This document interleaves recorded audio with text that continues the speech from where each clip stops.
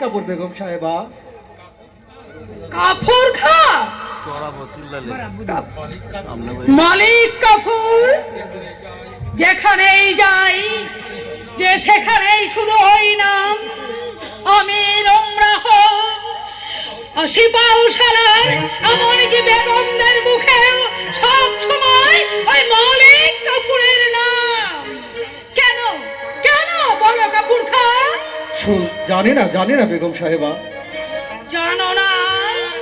বলো বলো যুবক, বলো কি দিয়ে জাদু করেছ এই দিল্লির মসনদের সুলতানকে? বলো। সুলতানের গোলামের গোলাম মালিক কাপুর একজন সাধারণ মানুষ বেগম সাহেবা। না না, গোলাম তো তুমি নাও মালিক কাপুর। সুলতান, সুলতানের হচ্ছে তোমার গোলাম বেগম সাহেবা। হ্যাঁ, আসমান থেকে পড়লে যেন মনে হলো সুলতান আলাউদ্দিনকে সামনে রেখে রাজ্য শাসন তো তুমিই করছো মালিক কাপুর। আপনার ভয় ভুল হচ্ছে বেগম সাহেবা। আমি কখনো কৈফিয়ত চাইনি মালিক কাপুর। এত বুদ্ধি তোমার যে, আলাউদ্দিন হচ্ছে তোমার হাতের পুতুল, অথচ তুমি পারলে না আমার বাবুর হত্যাকারীকে, সেই খুনিকে খুঁজে বের করতে। খুনিকে খুঁজে বার করে আমি শাস্তি দিতে পারতাম বেগম সাহেবা, যদি যদি কথাটা ছোট মুখে বড় শোনাবে।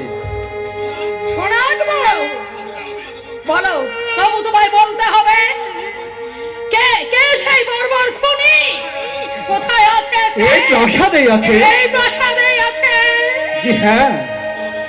16 বছরের মধ্যে আমি আজও তাকে চিনতে পারলাম না কাপুর খা। বলো বলো মালিক কাপুর, বলো কি তার নাম? বলতে পারি আপনাকে, তবে আজ নয়, আরো কিছুদিন পরে। কবে যুবক? আরো কিছুদিন পর। প্রায় পরে সব প্রমাণ আমার হাতের মুঠোয়, শুধুমাত্র একটা প্রমাণ ছাড়া। তবে বেগম সাহেবের কাছে বান্দার আর্জি, এই ঘটনা যেন কেউ জানতে না পারে। সত্যি বলছো মালিক কাপুর? হ্যাঁ হ্যাঁ বেগম সাহেবা, তবে এই ঘটনা কাউকে আর বলবেন না। তোমাকে আমি কথা দিলাম মালিক কাপুর, আর কেউ কখনো জানবে না যুবক।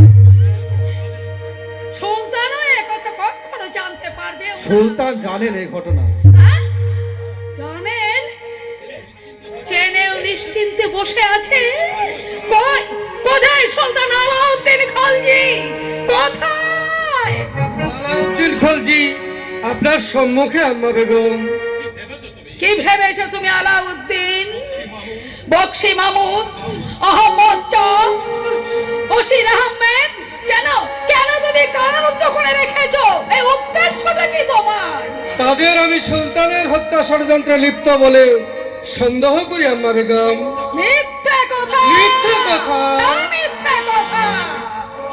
আলাউদ্দিন, আসল খুনিকে তুমি লুকিয়ে রাখার জন্য ওদের তুমি বন্দী করে রেখে দিয়েছো। বলো কি বলছেন আম্মা বেগম? আপনি কি পাগল হয়ে গেলেন? পাগল আমি হয়নি আলাউদ্দিন, তোমরা আমাকে পাগল করে রেখে দিয়েছো। আমার স্বামী হত্যাকারী আজ দুনিয়ার আলো সে বিচরণ করছে। আপনার ভুল ধারণা বেগম সাহেবা।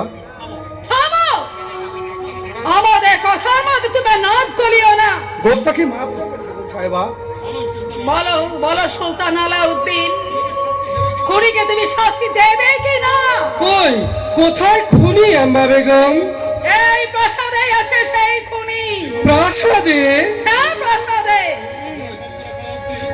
অভিনয় বন্ধ রাখো আলাউদ্দিন, তুমি জানো কে সেই খুনি? আমি জানি। হ্যাঁ তুমি জানো। মালিক কাপুর। শাহেনশাহ। কি বলে আম্মা বেগম? কি বলছি আমি তুমি বুঝতে পারছো না তাই না? বেগম সাহেবা, সহ্যের একটা সীমা আছে।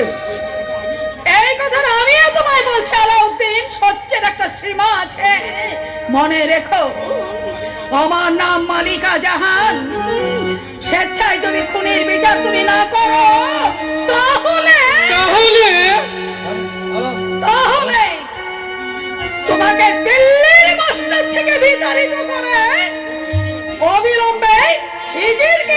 মসনদে বসাবো।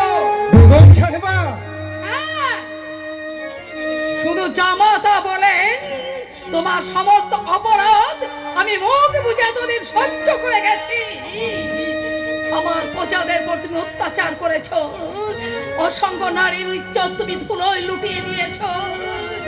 আমি শান্তিময় হিন্দুস্থানের বুকে তুমি ধ্বংসের দাবানল জেলে দিয়েছো। আর নয় আলাউদ্দিন, আর নয়, কোনো ক্ষমা তোমাকে আর করবো না। হুঁশিয়ার, হুঁশিয়ার বেগম সাহেবা।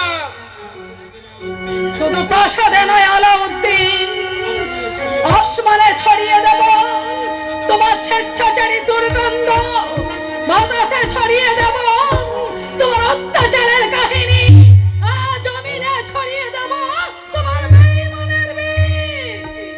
আসমানের তারা, বাতাসের তরঙ্গ, জমিনের মানুষ, নগরে ফজলে